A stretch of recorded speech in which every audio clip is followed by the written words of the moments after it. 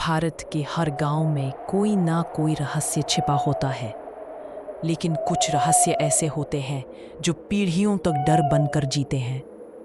ये कहानी है बसेरा गांव की और एक चम्मच की जो सिर्फ खाना नहीं बल्कि जिंदगी बदल देती थी। बसेरा गांव हरियाली से घिरा, शांत लेकिन रहस्यमयी। यहाँ हर शाम जल्दी ढल जाती थी। लोग सूरज ढलते ही अपने घरों में बंद हो जाते।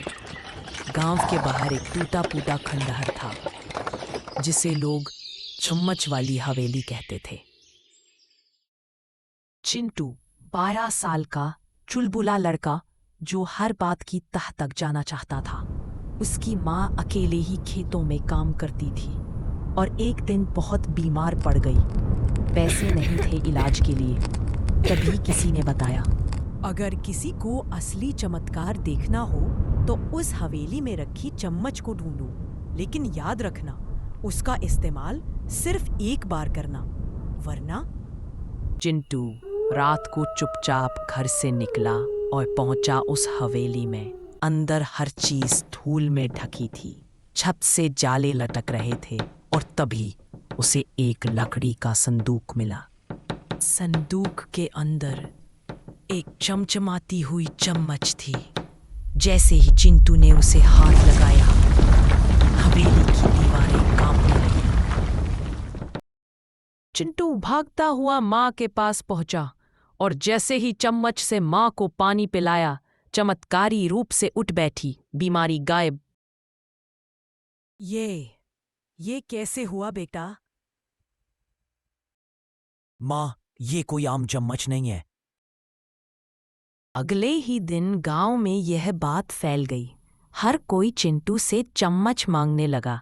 कोई धन के लिए, कोई सौंदर्य, कोई ताकत के लिए। एक बार मुझे भी दे दे बेटा, बस एक बार। लेकिन हर बार चम्मच के इस्तेमाल से कोई न कोई बुरा असर होने लगा।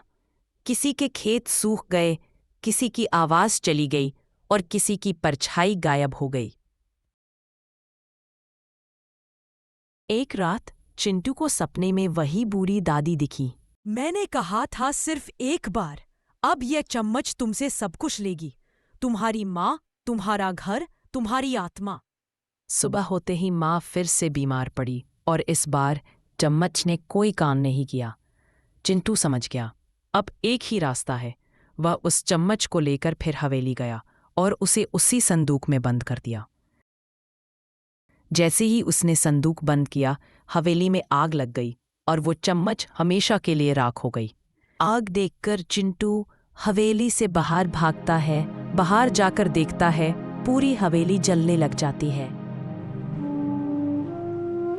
चिंटू की माँ ठीक तो हो गई, लेकिन अब चिंटू कभी किसी जादू पर विश्वास नहीं करता। बसेरा गांव में अब भी लोग उस हवेली की ओर नहीं जाते, क्योंकि उन्हें पता है कभी-कभी चम्मच से ज्यादा खतरनाक कुछ नहीं होता।